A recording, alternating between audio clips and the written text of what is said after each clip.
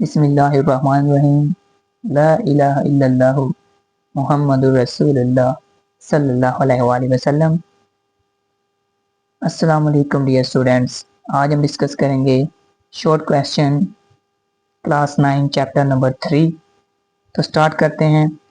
What kind of changes in motion may be produced by force.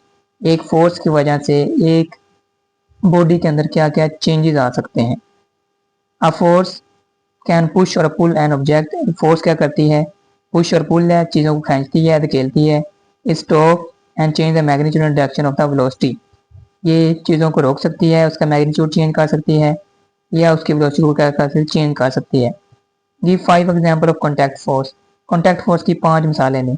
Friction, normal force, air resistance, tension and drag are example of contact force. An object move with a constant velocity in free space. एक object free space के अंदर constant velocity से move कर रहा है।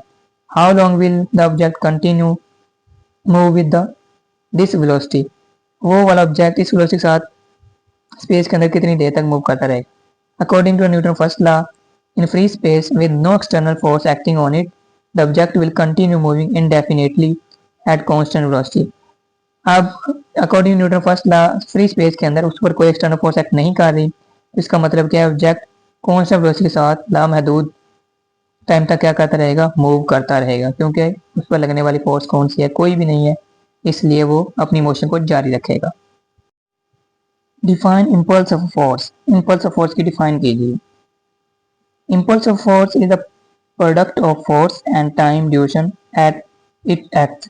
Impulse हमारे पास force और time का क्या है, प्रोडक्ट है, जब उस पर लगने वाली क्या फोर्स के तौर पर एक्ट कर रही होती है। Product of force and time is equal to impulse. अब इम्पल्स एफ इज इक्वल क्या होता है, M A. F is equal क्या है, एम ए। ये हमारे पास क्या, acceleration rate change of velocity. इधर वैल्यू पुट कर दिया हमने एक्सेलरेशन की, rate change of velocity V F minus V I, तो उसके प्रोडक्ट के वो क्या हो जाएगा, इक्वल हो जाएगा। Why has not Newton first law been proved on earth. Newton का पहला कानून जमीन के ऊपर प्रूव क्यों नहीं किया गया या किया जा सकता। Newton first law assume no external force. फर्ज करता है कोई उस पर बनी फोर्स नहीं लग रही। But on earth forces like friction and air resistance always present. लेकिन जमीन के ऊपर फ्रिक्शन की फोर्स और एयर रेजिस्टेंस की फोर्स हमेशा मौजूद रहती है। These force prevent true inertial motion. ये रोकती हैं इनर्शियल मोशन को। And Newton first law can not be proved on अर्थ। और न्यूटन का पहला कानून जमीन के ऊपर साबित नहीं किया जा सकता। When sitting in a car which suddenly accelerates from rest, जब कार के अंदर बैठे हैं वो अचानक से क्या करती है, एक्सेलरेट करती है। You push back into the seat, why? आप सीट के अंदर धंस क्यों जाते हैं, इसकी रीजन क्या है। When car accelerate, inertia cause your body to remain at rest relative to the seat। जैसे कार ने एक्सेलरेट किया, आपकी बॉडी ने कहा कि अपनी मोशन को, अपनी स्टेट ऑफ रेस्ट को क्या रखेगी, जारी रखेगी। That is why you push back into the seat। यही वजह है कि आप सीट के अंदर क्या करते हैं, धंस जाते हैं। The force expressed in Newton's second law is a net force. Why is it so? Newton first second law के अंदर जो फोर्स है उसे हम कहते हैं नेट फोर्स कहते हैं। ऐसा क्यों है। The force in newton second law is a net force. Newton के सेकंड लॉ के अंदर जो फोर्स है वो नेट फोर्स है। Because it accounts all the forces acting on object producing the actual acceleration. वो तमाम फोर्सेज का मजमूआ होता है जो एक्सेलरेशन को प्रोड्यूस करवा रहा होता है। उस ऑब्जेक्ट के ऊपर लगने वाली फोर्स है वो कौन सी है, सारी फोर्सेज का ही मजमूआ होता है। How can you show that the rolling friction is lesser than the sliding friction. आप ये बात कैसे साबित करेंगे, रोलिंग फ्रिक्शन स्लाइडिंग फ्रिक्शन से कम होती है। When a wheel move on a smooth surface, जब एक टायर स्मूथ सरफेस के ऊपर मूव करता है, it has a contact with the surface only at a single point. एक टायर मूव कर रहा है सड़क के ऊपर, रोड के ऊपर, तो सिर्फ एक सिंगल पॉइंट के ऊपर क्या कर रहा है, एरिया उसका टच कर रहा है। As there is no relative motion between two surface at this point. अब दोनों पॉइंट के दरमियान रिलेटिव मोशन नहीं है, therefore sliding friction is zero। तो sliding friction almost क्या होगी, जीरो होगी। However, practically wheel is compressed a little temporary at the contact point of two surfaces under the stress। ताहम एक टायर के ऊपर जब प्रेशर पड़ता है, स्ट्रेस पड़ता है, तो वो कॉन्टैक्ट एरिया बढ़ा लेते हैं। Because of that little slide friction is produced which is called rolling friction। अब वो सिर्फ रोलिंग फ्रिक्शन के तौर पर क्या करेगी, एक्ट कर रही है। Rolling friction about 100 times smaller than the sliding friction. अब स्लाइड का मतलब क्या है, किसी चीज को घसीटना, लेकिन रोलिंग फ्रिक्शन के अंदर सिर्फ एक पॉइंट टच कर रहा होता है, सरफेस एरिया कम हो जाता है, इसलिए जो रोलिंग फ्रिक्शन होती है वो स्लाइडिंग फ्रिक्शन से क्या होती है, कम होती है। Define terminal velocity of an object, एक ऑब्जेक्ट की टर्मिनल वेलोसिटी की तारीफ करें। When upward air resistance balance the downward force of gravity on falling object, जब ऊपर एयर रेजिस्टेंस लगने वाली फोर्स वो बैलेंस कर देती है डाउनवर्ड ग्रेविटी की फोर्स को, it fall downward with a constant velocity, तो एक यकसा वेलोसिटी के साथ नीचे आना शुरू हो जाता है। It is called terminal velocity, उसको क्या बोलते हैं, टर्मिनल वेलोसिटी बोलते हैं।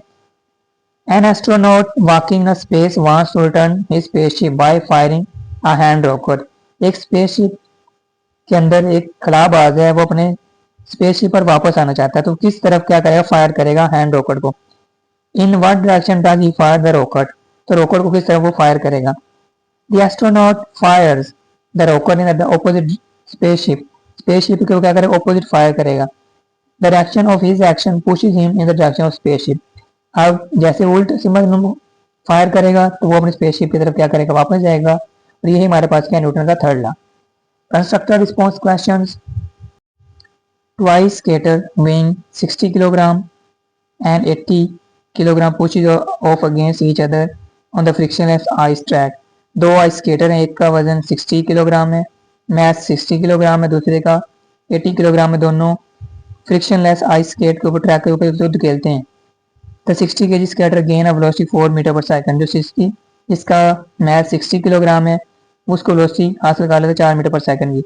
Consider all the relevant calculation involve, सारी कैलकुलेशन को इन्वॉल्व करते हुए how the Newton third law is apply to this situation, इस सिचुएशन के ऊपर न्यूटन का थर्ड लॉ कैसे अप्लाई होगा।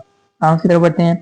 When two skater pushes off, जब दो स्केटर को पुश करते हैं, the 60 kg skater exert a force on the 80 kg skater and 80 kg skater exert a equal and opposite force on the 60 kg skater, Newton third law.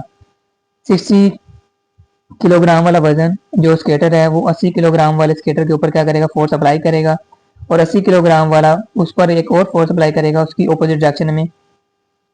तो हमने बता दिया कि 60 वाला कितनी फोर्स अप्लाई कर रहा है, 4 मीटर पर, वेलोसिटी कितनी अप्लाई हो रही है उसके ऊपर, 4 metre per second. while 80 kg skater moves the opposite direction with the 3 meter per second. Law of conservation of momentum also hold good in this case, जो law of conservation है वो भी इसमें क्या करता है, good hold करता है। their momenta are equal in opposite, उनका मोमेंटम इक्वल होगा लेकिन ऑपोजिट डायरेक्शन में। अगर लॉ ऑफ कंजर्वेशन होल्ड कर रहा है, जितनी फोर्स 60 kg वाला लगा रहा है उतनी फोर्स कौन लगाएगा, उतना मोमेंटम कौन लगाएगा, 80 kg वाला। तो इसकी वेलोसिटी थी, मोमेंटम हमारे पास बराबर होता है एम वी, वेलोसिटी हमारे पास 4 थी और इसकी वेलोसिटी और मैथ से 60, 4 मल्टीपल 60 240 और 80 मल्टीपल 3 240, माइनस साइन ये शो कर रहा है इसकी ऑपोजिट डायरेक्शन को। Inflatable airbags are installed in the vehicle or safety equipment.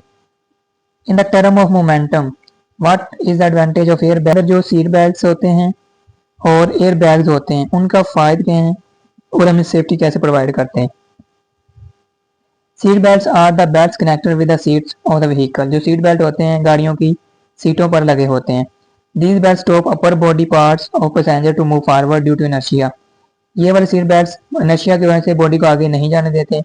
In this way seat belt save the passenger from the serious injury, इस तरह ये उसके अंदर बैठे हुए मुसाफिरों को सीरियस इंजरी से बचा लेते हैं। Air bags are supplemental tools that improve the effectiveness and safety of the seat belts during a journey, जो एयर बैग्स होते हैं एक सफ़र के दौरान उसकी स्टेबिलिटी को क्या कहते हैं, इंक्रीज कर देते हैं।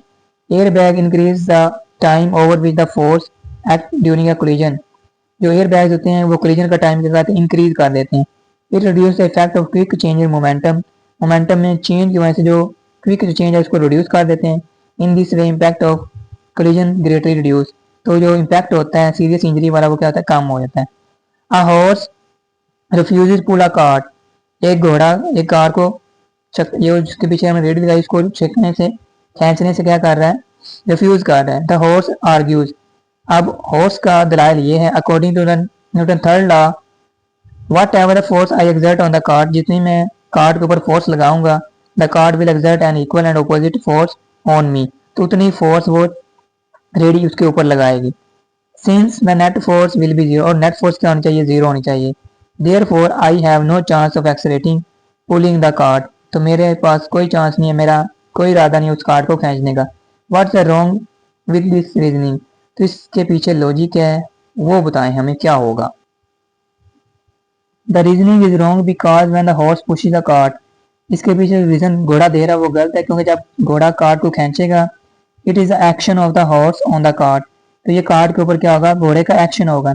Eight the same time the cart exert an equal but opposite force in on the horse, उसी वक्त जो कार्ट है घोड़े के ऊपर उतनी ही फोर्स लेकिन ऑपोजिट डायरेक्शन में लगाएगी।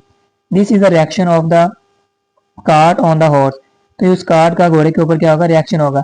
Since these two forces on the different bodies so they can cancel effect of each other that's the cart move, तो ये वाला इफेक्ट एक दूसरे को कैंसिल कर दे और कार्ट क्या करेगी, मूव कर जाएगी।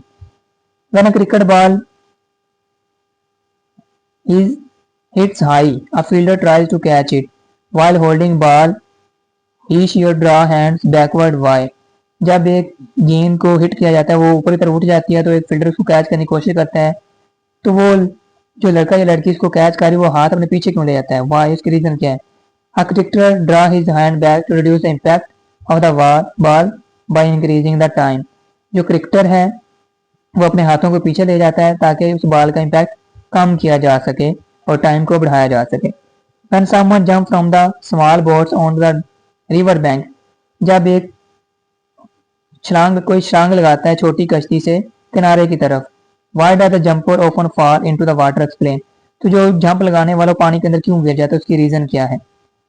When someone jump from the small boat onto the river bank, a reaction force acts on the boat in the backward direction, जैसे ही कोई छोटी कश्ती से छलांग लगाता है किनारे की तरफ तो उस पर एक रिएक्शन की फोर्स लगती है बाहर की तरफ। As a result, it become difficult for a person to reach the bank and may fall in the water, और यही वजह है कि कार्ट पीछे की तरफ चले जाती, बोट पीछे की तरफ चली जाती है और वो आदमी पानी के अंदर क्या करता है, गिर जाता है। Imagine that if the friction vanishes suddenly from everything, then what could be the scenario of daily life activities? फर्ज करते हैं, फर्ज कर लें, इमेजिन कर लें कि अगर फ्रिक्शन अचानक से पूरी ज़िंदगी में गायब हो जाती है तो क्या सिनेरियो होगा डेली लाइफ के अंदर।